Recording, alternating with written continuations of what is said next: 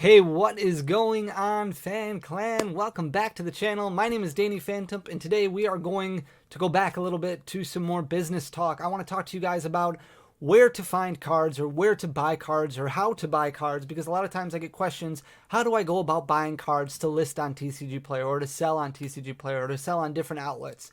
I know I've gone through things before as far as finding distributors or working with distributors or finding sealed product and what product to look for as far as singles go, but I didn't give you a whole lot of guidance as to how to buy those singles, and I'm going to give you a little insight on what I used to do quite a bit, very often actually, in fact, on how I would make things as far as like buy prices go, buy lists go, and just to get an idea of how I was able to build up a lot of inventory that I could then turn around on TCG Player to the tune of, a couple $1,000s a week in sales. So we're going to start things out just really easily by going to tcgplayer.com. So I've talked about this website a lot before. This is where I would go all the time to sell a lot of cards. And what we're going to do right away is we're going to hover over the Pokemon section and we're going to go over to the advanced search section.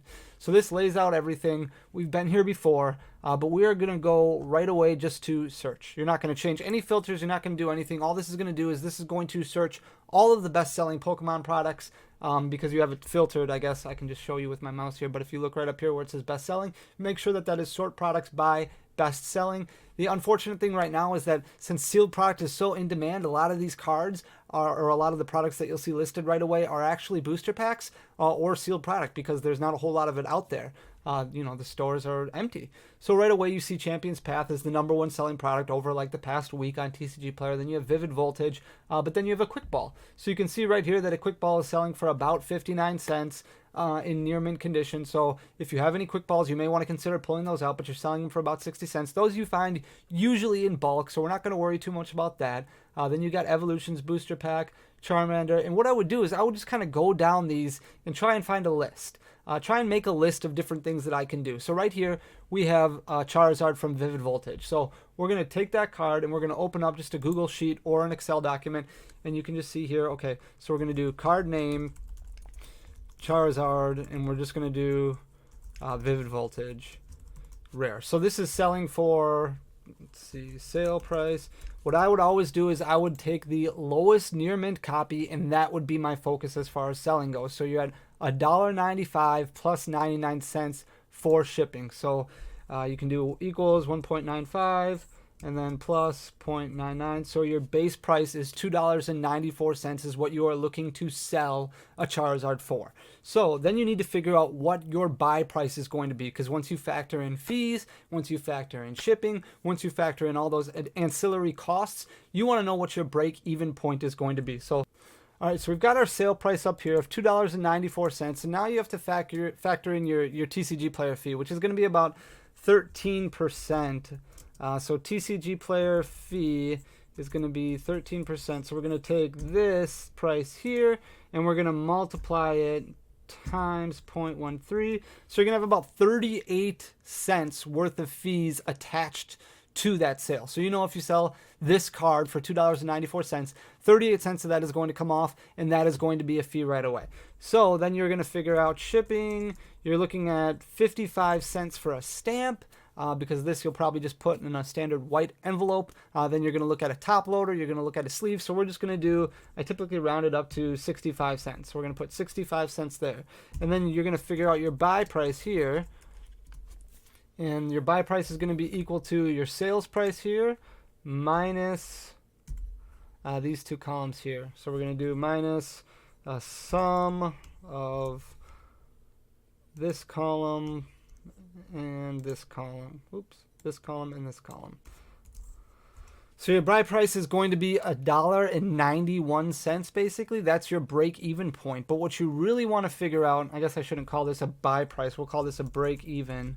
Is going to be $1.91 is going to be about your break-even point. So you want to figure out your buy price for this, and this is something that you can kind of play around with to determine what you want to buy at. Typically what I like to do is I like to buy at 70%, 65 to 70%. Some companies will be a little bit lower, some companies will be a little bit higher, but I like to buy at about 65 to 70%.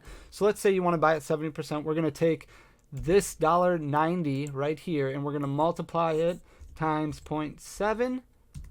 So you're going to be looking at buying each Charizard from Vivid Voltage for $1.33. So Usually I typically round these a little bit. So we're just going to open up another sheet here. We're going to do card name, buy price, and we're going to do Charizard Vivid Voltage, and we're going to do $1.30.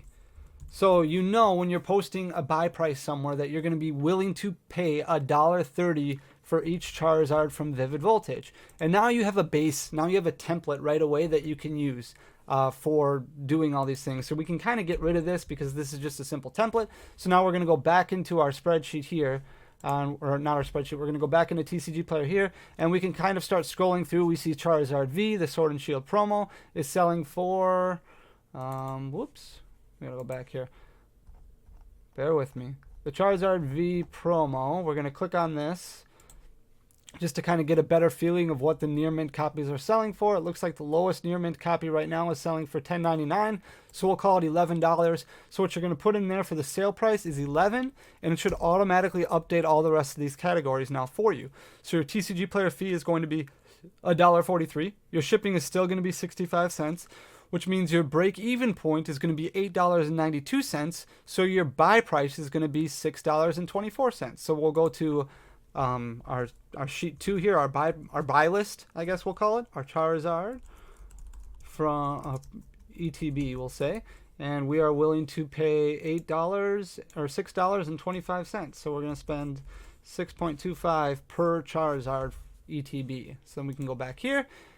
This is just something, so I have this saved on my other computer upstairs just as TCG Player buy price, something like that, just as an Excel document. And you can just, this is just a very simple document that you can make on your own that kind of gives you an idea of what you should be buying cards at when you're looking at stocking your inventory. And this doesn't necessarily have to be something that you're looking at doing for a full-time business. We'll talk about whether you want to do this as a business or whether you want to do this as a hobby later on at a different video later on this week. But right now, if you're somebody who's just looking at making a couple extra dollars so you can help feed your collection, so you can help save up some money for Champions, or not Champions Path, for Shining Fates, or if you want to start saving up money for Hidden Fates Elite Trainer boxes, something like that. This is something that you can start doing to try and make a couple extra dollars. I've talked before about opening up your own TCG Player portal, your own sales portal on TCG Player, because it's super simple and just helps you get rid of some of your extra cards.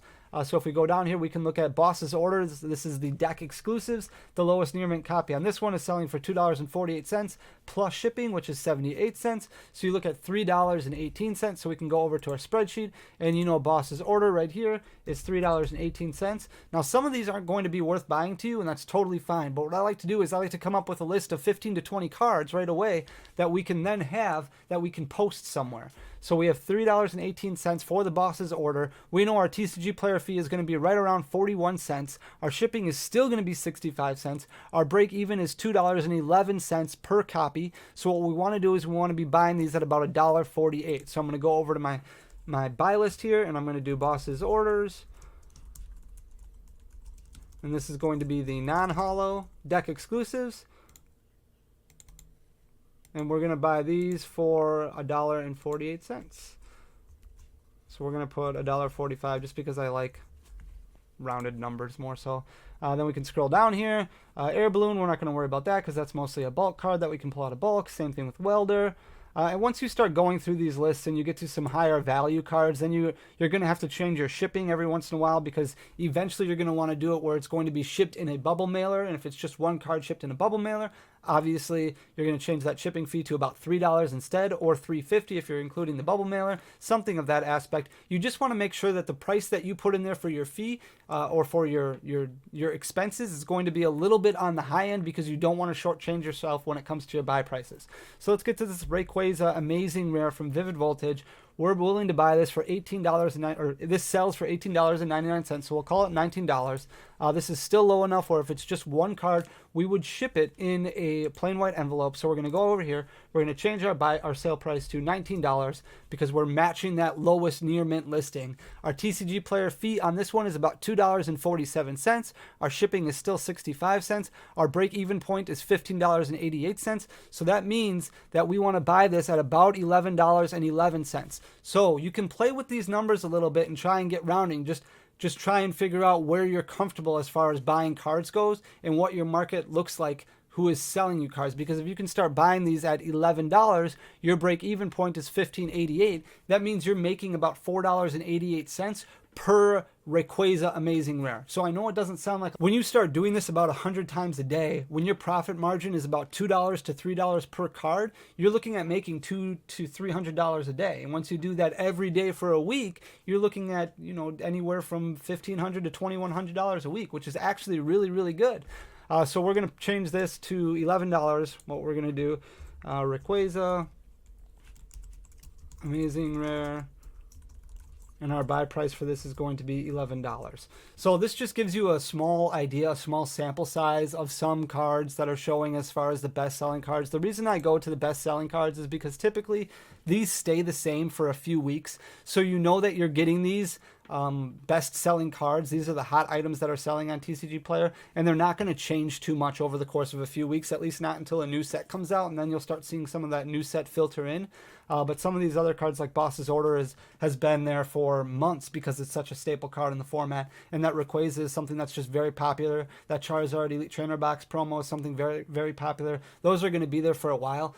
So buying these at these prices, you should actually be very, very comfortable with, and we're keeping our buy price low enough that we should be okay even if the market changes on us. And that's why you typically buy around that 65 to 70% of what your cost would be for the card, your actual cost would be for the card.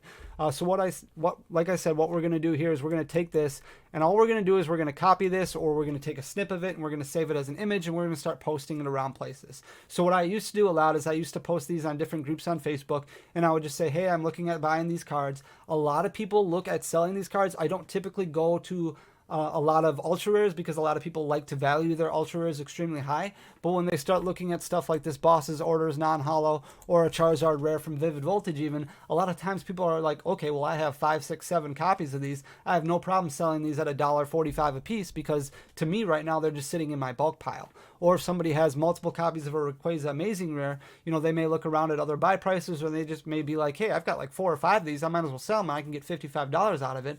So a lot of times you'll find people who are going to dump these cards. So you can post these on Craigslist, you can post these on Facebook, you can post these on Instagram. I've had luck with that before. You can post them on Twitter. Any social media site really that you're already using or that you're already building up an audience with is where you're going to start posting these buy prices on. And I would honestly make a list of 20 to 25 cards on a weekly basis that you're going to continue to just buy and buy and buy. And every week go through TCG Player and start updating your spreadsheet. Use this little fee calculator here that you've created. Start plugging in numbers, try and get a good idea of where you can where you're going to be at as far as buy prices go. And then once you start getting more comfortable with it, then you can start going into some of these bigger cards. So if you want to go into Umbreon, let's say, from let's look at the Hidden Fates one, because I think it's selling for about $104 right now.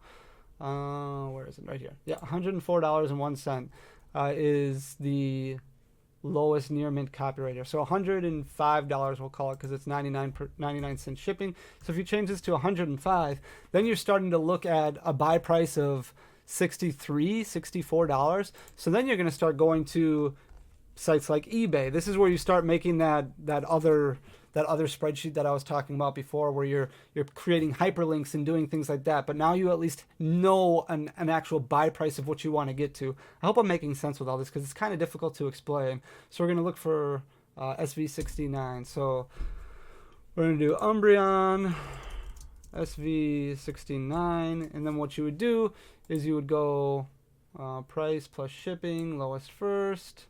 And then we want to do buy it now. So we know that the lowest on eBay right now is $115. That's nowhere near what our buy price is for it. So you're going to have to start looking at other areas. But what you would do is you would just start making some of these spreadsheets on some of these bigger cards, like Charizards, or like I said, Umbreon, other Hidden Fates cards. Some of these cards that are selling for $75, $80, $100. Some of those Aquapolis holographic cards, or those Skyridge holographic cards. Some of those more difficult to find cards, or cards that might be a little bit too expensive for other people. Some of those cards that you might, or some of those are cards that you may want to start looking at, because those profit margins are going to be a little bit higher, but they still sell fairly well on TCG Player.